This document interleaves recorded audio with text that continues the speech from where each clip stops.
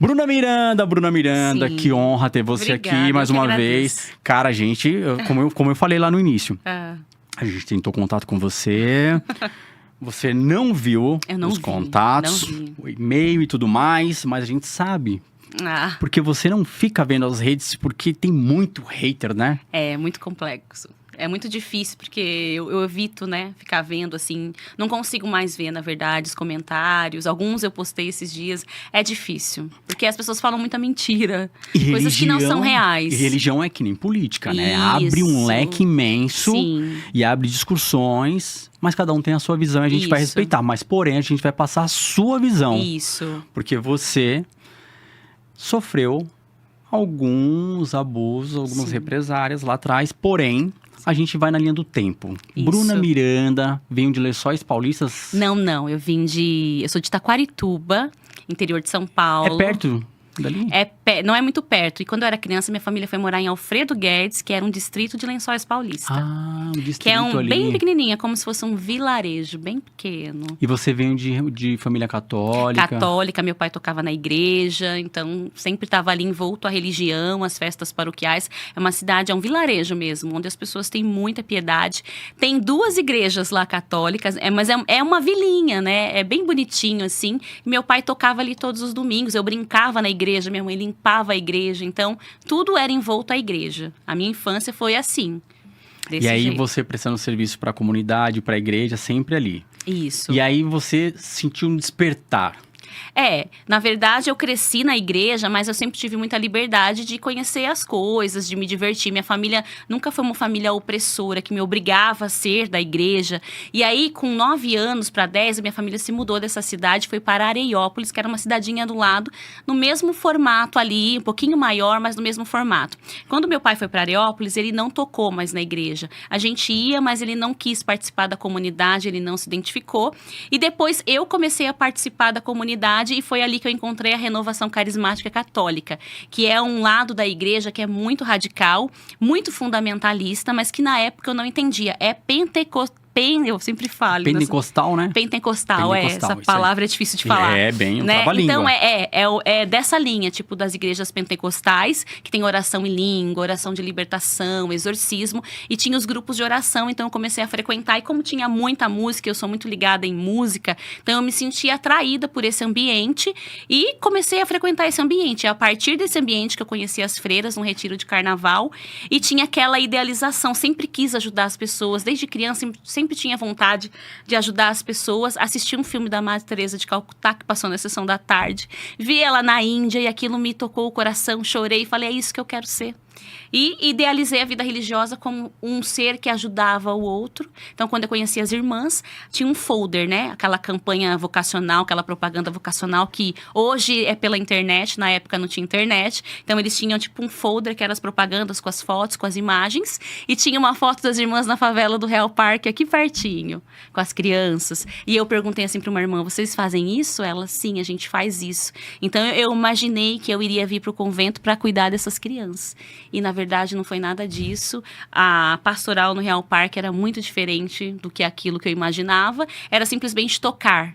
Mas as pessoas estavam passando necessidade, as pessoas tinham uma questão social ali, mas não era essa a pastoral. A pastoral era só cantar a música de Deus na missa que o padre convidava. Então, ali foi minha primeira decepção.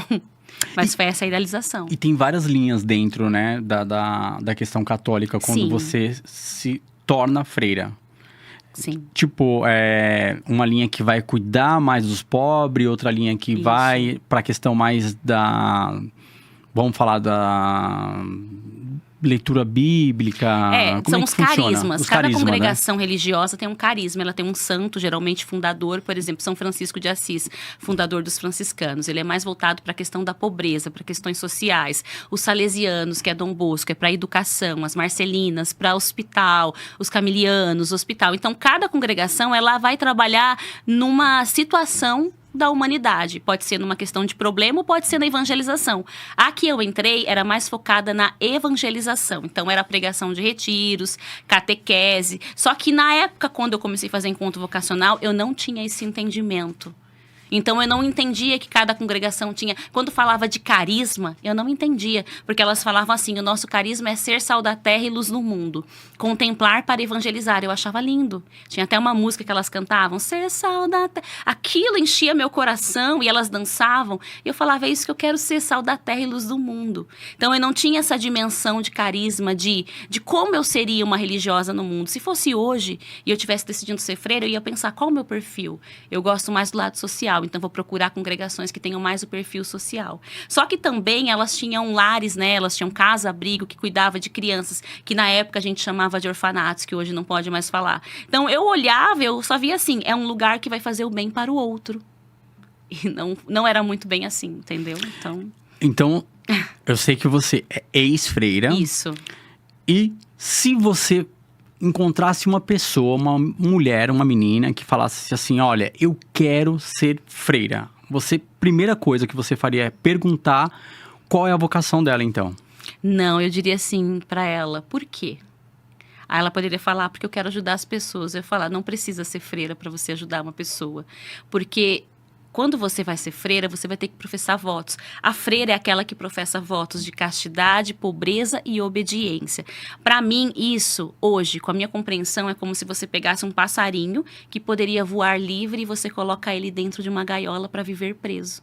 Porque ali você vai ter que viver sobre a autoridade de pessoas, são elas que vão decidir tua vida. Você não vai poder escolher os seus caminhos. Quem vai escolher são os seus superiores. Então, se o intuito é ajudar alguém, você pode fazer isso aqui fora. Eu não vejo hoje, as pessoas podem até falar: nossa, uau, mas eu não vejo, porque eu vivi dentro desse sistema. E é uma anulação do seu eu. Por exemplo, o voto da obediência é você obedecer o seu superior. Ele é a voz de Deus para você. E isso está nos documentos da Igreja Católica Apostólica Romana. Então, como não perder a sua identidade, que foi o que aconteceu comigo? Eu perdi a minha identidade de quem eu era pelo voto da obediência. Porque na vida religiosa tem uma frase que praticamente todas as congregações falam: quem obedece nunca erra. Então, mesmo que seu superior te pedir uma coisa que você não quer fazer, se você obedecer, você está certo, porque você está pondo a sua fé nessa obediência. Então, eu não concordo com isso, entendeu? Com o voto da obediência, com submeter-se ao outro, com o outro decidir a sua vida, isso é uma violência muito grande. Mas, quando você está envolta à religião, você não enxerga, porque aí eles constroem isso como um caminho de santidade. Então, você quer ser santo? Qual que é o caminho da santidade? Sofrimento. Então, a igreja, ela prega isso, que o caminho da santidade é um caminho de sofrimento. Se você for ler as biografias dos santos, de todos os santos, é permeada por quê? Pelo sofrimento. Porque o Cristo sofreu a morte de cruz. Então, você vai ser um outro Cristo na terra. Então, o sofrimento, ele é, como é que eu posso dizer? Glorioso. Eu estou sofrendo, é por Deus. E aí você foge da realidade de que muitas vezes esse sofrimento ele é causado pela maldade das pessoas, pelo autoritarismo das pessoas, pelo narcisismo das pessoas, pela maldade. Então, como separar tudo isso? E a vida religiosa, ela é permeada disso, de mortificações, de humilhações. Hoje é um pouco mais tranquilo. Depois do Concílio Vaticano II, houve uma mudança na forma de viver a vida religiosa. Né? Mas antigamente não.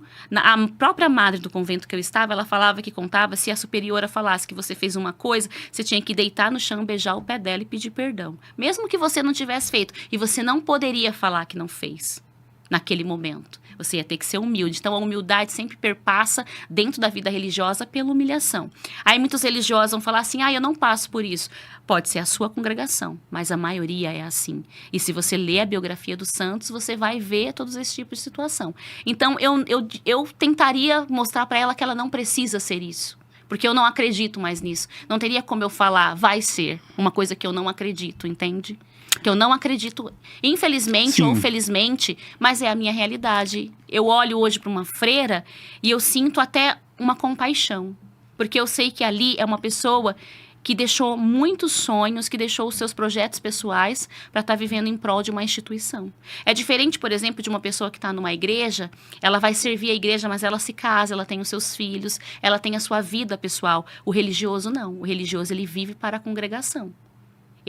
Tem muitas congregações que você muda de nome. Até o seu nome é retirado de você.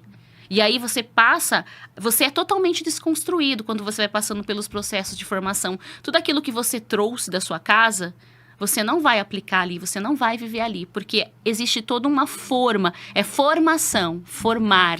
Então, você é formado dentro daquele instituto com aquela característica. Geralmente, quando usa hábito, as roupas são todas iguais, então tudo é muito parecido. Então, é um sistema que te condiciona. Então, eu diria para ela, tentaria mostrar para ela que ela pode ser o que ela quiser aqui fora e fazer tudo o que ela deseja sem precisar entrar dentro desse sistema. Fazer até muito mais. Até muito mais, com toda certeza. Porque não vai estar com poldadas, vamos dizer dessa forma. Isso, porque, por exemplo, ó, todo mundo conhece a Irmã Dulce, a Santa dos Pobres, né? E todo mundo admira o projeto da Irmã Dulce. Só que quando a Irmã Dulce quis começar o projeto dela, ela foi muito criticada pela congregação. Ela teve que tirar as galinhas do galinheiro para poder colocar os pobres lá dentro, porque as irmãs não acolhiam. Depois, quando ela começou a ter visibilidade, aí a congregação aplaudiu ela e hoje ela é a Santa dos Pobres. E eu vi isso muitas vezes em vários sistemas religiosos. Então, é muito difícil você conseguir concretizar um projeto seu, porque a instituição, você vive para a instituição. A instituição, ela é o centro e você está ali para servir. Então, não é você, é a instituição. Então, tudo que você vai fazer é para a instituição. O dinheiro que você vai ganhar é para a instituição. Não existe nada pessoal seu. Aí vem o voto de pobreza. Não é a pobreza de material que eles falam, eu vou morar numa casa simples. Não, porque os conventos, a maioria são casas chiquérrimas. São muito bem estruturadas. É a pobreza de eu não tenho nada no meu nome. Minha família deixou uma herança para mim, eu posso passar para a instituição. Eu não vou ficar com a herança. Eu passo para a instituição. Aí vem o caso do celibato, porque aí tudo pertence à igreja. Então, é tudo um sistema que ele vai sendo costurado. É um quebra-cabeça de pecinhas que vão sendo colocadas, só que as pessoas, elas não têm essa dimensão. E uma jovem, muito menos.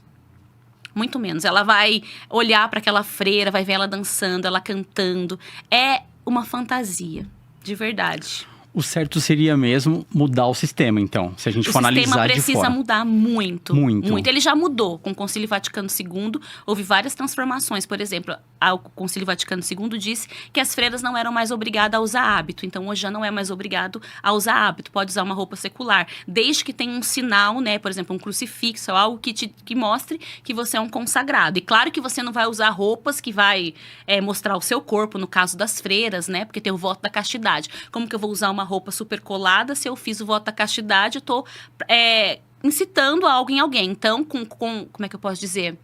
Tem uma palavra que eles usam que é como se você fosse assim, uma pessoa que se escondesse. Mas eu não lembro a palavra. Mas assim, você tem que ter cuidado com isso. Então, muitas coisas mudou. Mas até a mentalidade não mudou. A forma de ver a vida religiosa não mudou. Porque hoje, se você pega uma congregação e você vê as superioras, elas são mulheres mais velhas, que foram formadas no sistema antigo. Então, elas trazem muito disso. E quando entra uma geração, por exemplo, a minha geração de freira era uma geração mais jovem. E a gente tinha uma mentalidade mais aberta. Por que tinha conflito? Porque a gente questionava o sistema. E quando a gente questionava o sistema, em vez delas olharem e falarem, olha, a gente pode mudar aqui, não. Vocês são rebeldes, vocês não querem obedecer, vocês querem fazer a vontade de vocês. Então, existia um conflito. O conflito de gerações, ele acontece também dentro da vida religiosa. Mas quem manda são os mais velhos. Você pode ver, se você pega os cardeais, teve o conclave, são todos idosos. Você viu algum jovem ali? Não tem. E assim, é o chamado noviças rebeldes, então, vocês passaram por esse processo na época, né? Isso, a gente era chamada de quadrilha. A gente tinha uma quadrilha lá dentro. Uma quadrilha. Porque o que acontece tem muita questão de ego, pelo que eu vejo. Porque assim, o que seria viável é dar voz às freiras que estão iniciando, entender e falar, vamos iniciar um projeto diferente? Jamais. Vamos fazer dessa forma? Não, porque existe uma hierarquia. E a hierarquia, ela ainda é mostrada pela roupa. A roupa que você usa, a cor do véu. Você só vai usar hábito religioso na congregação que eu estava, no noviciado. E aí você usa um véu branco para mostrar que você é noviça. Então você não tem voz para nada. Aspirante, postulante, noviça, não tem voz para nada. Depois você faz votos temporários, também não tem voz para nada. E votos perpétuos, se você for uma freira que for bem comunicativa, que tiver uma boa pastoral. Se você for uma freira simples, que está na cozinha, no dia a dia ali, não tem voz para nada. Falaram aqui que a palavra pode ser a modéstia ou... Modéstia. Perfeita, essa palavra. Isso. Ou produção abdicação? Abnegação. né? Não, abnegação é você negar você mesmo, é modéstia. Ah, É uma modéstia. grande palavra que está sendo usada agora, principalmente nessas católicas tradicionais que usam aqueles vestidos parecendo vovó. Então elas falam, eu sou uma mulher modesta. Eu me visto de uma forma que eu não vou ativar a minha sensualidade. É isso, então. É você concílio- se resguardar e também resguardar Isso. a sociedade. A sociedade e você. Você não precisa mostrar quem é a sensualidade. Entendeu? Então é uma mentalidade que está muito forte hoje na igreja. Então ela se veste com aqueles vestidos cheios de babado, aquelas saias assim enormes. As mulheres mesmo casadas, as jovens. É uma cultura que está voltando na igreja, usar véu na missa. Coisa que não tinha muito tempo atrás e está voltando agora com todo esse radicalismo. Porque a igreja, ela é dividida em... Tem a teologia da libertação, que é mais aberta. Tem a renovação carismática, que é radical, e tem os tradicionais, que gostam da missa em latim. Então, esses são radicais nesse sentido, de como se vestir. Então, é todo um processo de construção da imagem, da mente, da espiritualidade. E tudo isso é aos pouquinhos, não é de uma hora para outra. Então, eles vão ali, pontinho por pontinho. É como se eu estivesse costurando uma roupa. Você pensa naquele... Você pega o tecido, ó. Tecido. Dom Bosco dizia, né? O jovem, ele é um tecido, precisa de um bom alfaiate. Olha só. Então, aquele alfaiate é que iria desenhar como seriam os moldes, recortar, costurar, e isso leva tempo. Então, a vida religiosa, ela trabalha assim, ela vai moldando a sua mente. E quando você está lá na frente, você já não consegue mais pensar diferente. É muito difícil. Seria essa vestimenta, então. Isso, bem isso. Isso aí, os tradicionalistas. Você vê que é os vestidinhos, né? As crianças, as meninas, as mulheres de véu na cabeça. Isso está voltando muito.